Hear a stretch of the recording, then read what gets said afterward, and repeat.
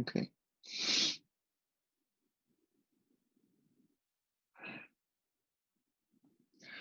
All right. So the idea, so far, what did we do so far? We looked at a bunch of different techniques. Who can tell me the techniques that we looked at so far from the very beginning?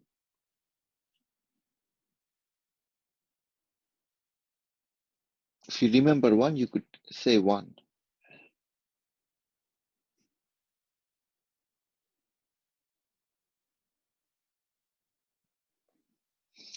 Very recently, did we do mesh current method?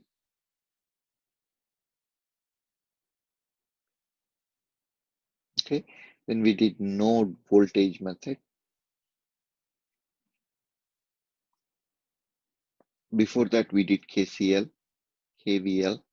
And in addition to that, we saw how series parallel simplifications can lead us to equivalent resistance, so on and so forth. And maybe we looked at a couple of other techniques. Okay, now I'm going to present to you a set of new techniques. KCL, KVL equations, mesh and nodal current. Keshan is right. So let's see, we're going to do source transformations.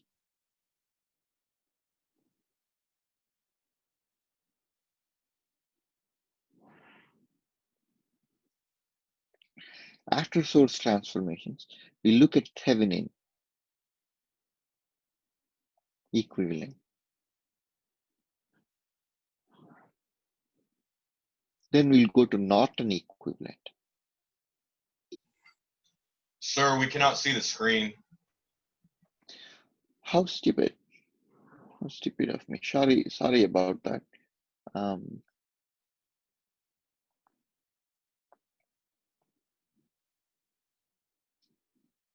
I'm sorry, that's very, very forgetful of me.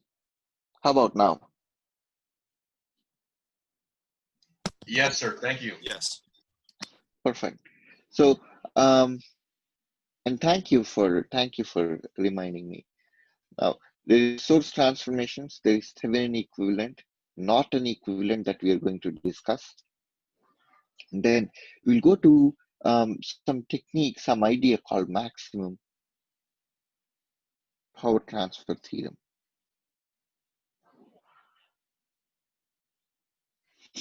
Under what conditions is the maximum amount of power delivered to the load?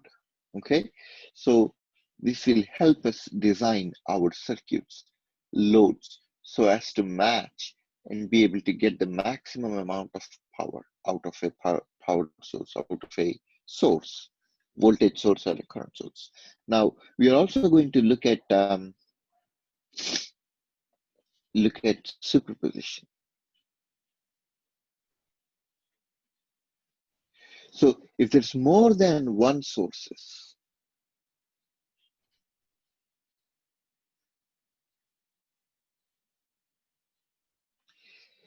so if a circuit is being subjected to more than one sources simultaneously at the same time, okay, superposition allows us to evaluate the effect of each of those independently.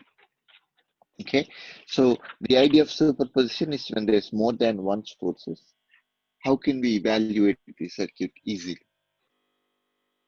Then there is a maximum power transfer, how to get the maximum power to load. Okay, and then Thevenin and Norton equivalent tell us about terminal behavior.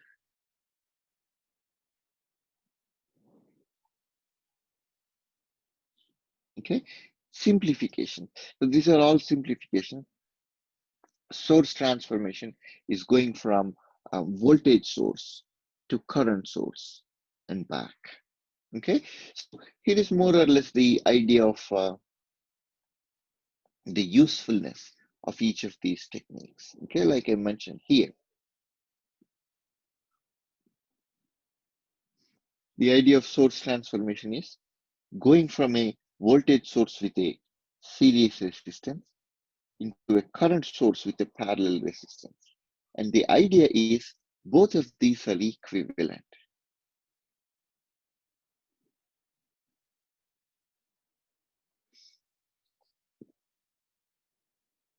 Both of these are equivalent. So if you look at these terminals here, A and B, okay, from those terminals point of view, okay, from this perspective, everything towards the left of that, both of these actually, as a matter of fact, not everything, this circuit and this circuit, they behave exactly the same when it comes to the terminal behavior. Okay, when it comes to the terminal behavior, they behave exactly the same. They are equivalent, and that's the idea. So all we are doing is a voltage source with a series resistance that can be converted to a current source with a parallel resistance. Okay, the resistance R is the same. The current source can be derived from the voltage source.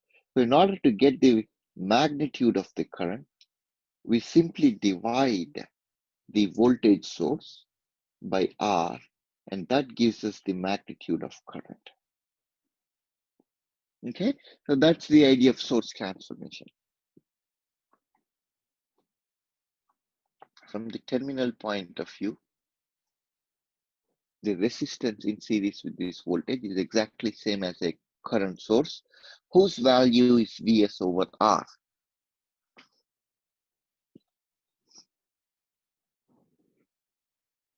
Tyler Hernandez says, does the maximum power transfer theorem have anything to do with impedance matching, like with radios and their antenna? Exactly.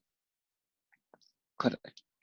Okay. Maximum power transfer theorem is about matching the impedance of the load to the impedance of the source. Okay. That's exactly the application of a maximum power transfer theorem. When they're both matched, okay, let's say there is a voltage source or a current source with an internal resistance R int. Okay, maximum power transfer theorem says in order to provide the maximum power to the load resistance, its resistance value should exactly equal the source value. Okay, under that condition, the maximum power is transferred. Okay, and we'll talk about that with examples again. And that's the reason why if you want to receive the maximum amount of signal from an antenna, you have to match the impedance of this load with that of the antenna, like Tyler mentioned. Okay, correct. So here is the idea of source transformation, that we can move back and forth between a voltage source with a series resistance and a current source with a parallel resistance.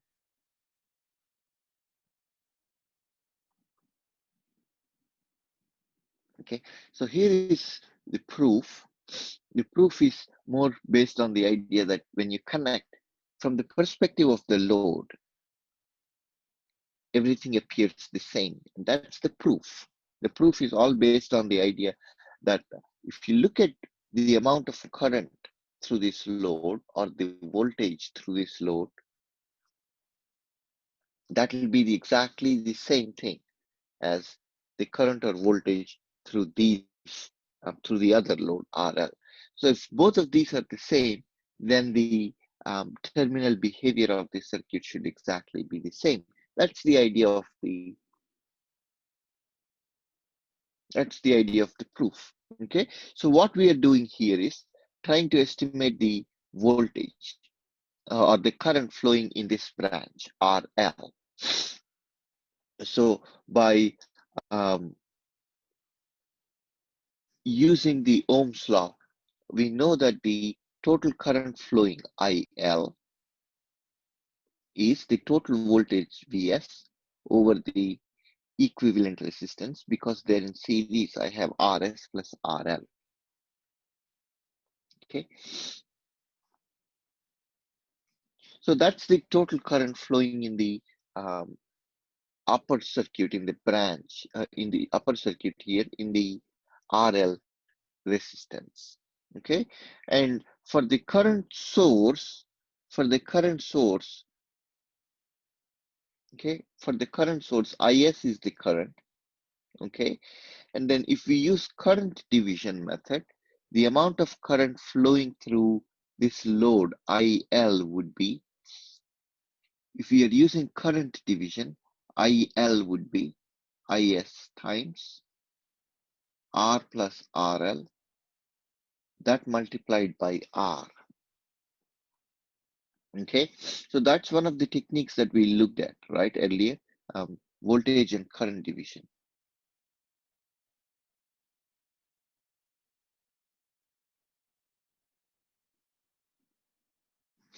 Okay, voltage and current division. By the idea of current division, the load current IL here is Is times R over the total resistance. Okay, if you think about it, this is the voltage across both the resistances, R and RL, right? Is by, oops, hold on one second. Okay, so the idea is, using current division, we can divide the total current into this fraction, R by R plus RL. That's the amount of current flowing in RL. Right? So that's, let's see.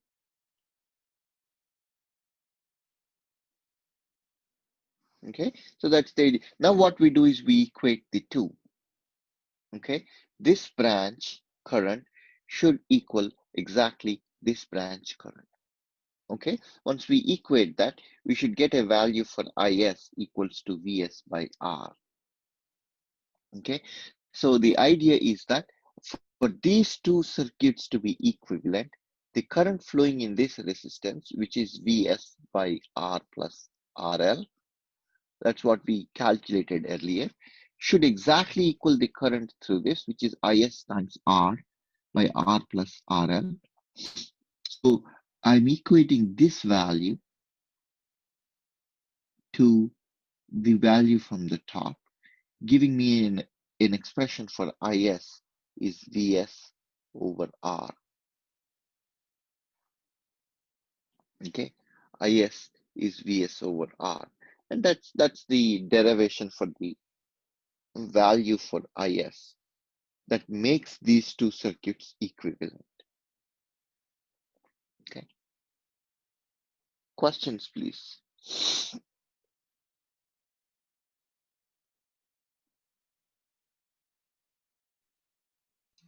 What would be the purpose of changing your source, like in a practical scenario? Why don't we look at that right now? Circuit Okay. simplification.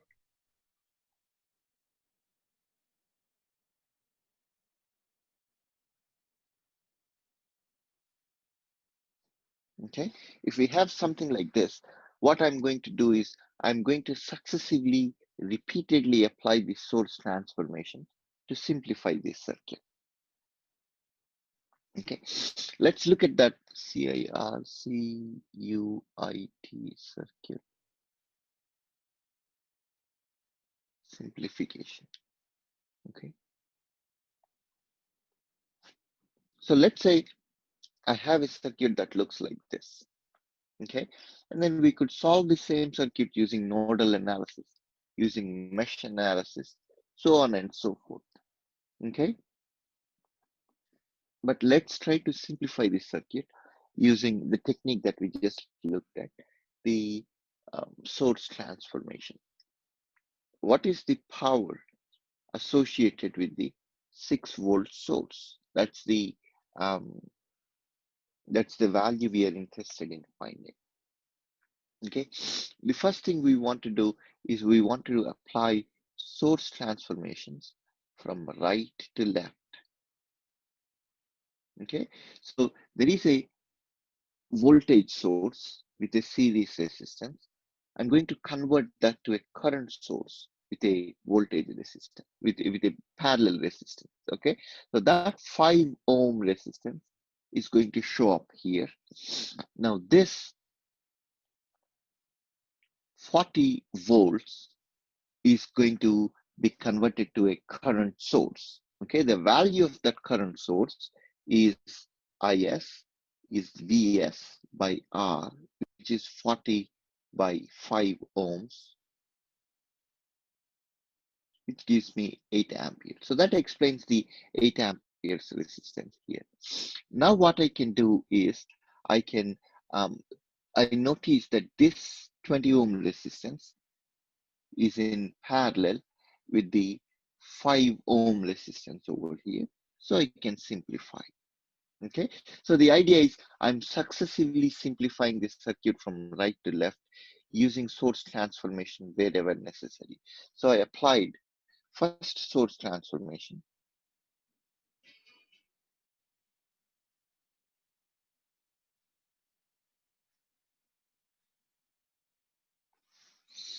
Right here, from converting a voltage source in a series resistance to a current source with a parallel resistance. Okay, I still highlight, oops, that guy is converted to this guy. Okay, now let's see. So now what we are going to do is to notice that there is a parallel combination of resistance over here. So the equivalent parallel combination of that is 5 in parallel with 20, which gives me a 4 ohm resistance. Okay, this 4 ohm resistance is the parallel combination of these two, 20 and now I can see that 6 ohms is in series with 4 ohms. So that gives me um, not quite, not quite. There's an intermediate step here. So let me draw that intermediate step over here.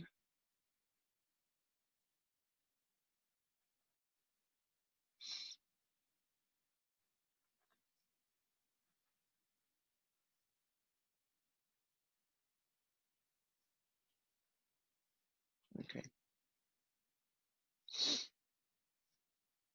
right here. So this is 8 amperes source. There is a parallel combination of 20 ohms and 5 ohms, which gives me 4 ohms here. The rest is 6 ohms and 10 ohms. The rest is still the same. Okay, so this is 6 volts, 4 ohms, 30 ohms.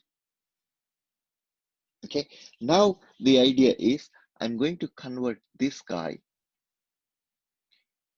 current source with a parallel resistance, into a voltage source with a series resistance. Okay, so in this case, the resistance value is still going to be the same. The resistance value is still going to be 4 ohms.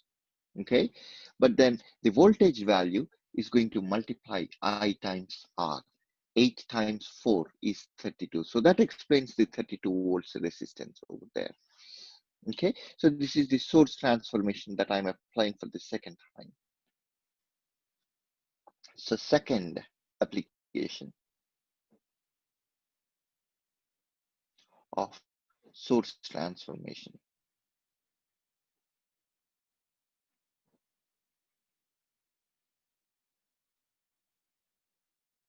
Okay, the idea of source transformation is that I can convert a voltage source to a current source, and a current source to a voltage source with resistance connected properly. Okay, so there is the source transformation. Now I notice that there is a series combination of 6 ohms and 4 ohms. I can convert that to 10 ohms resistance. Okay, 6 ohms in parallel in series with a 10 ohm resistance. Okay, so here is the idea. This is all converted to 10 ohms. There's another 10 ohms down there. So I'm going to call this a total of 20 ohms.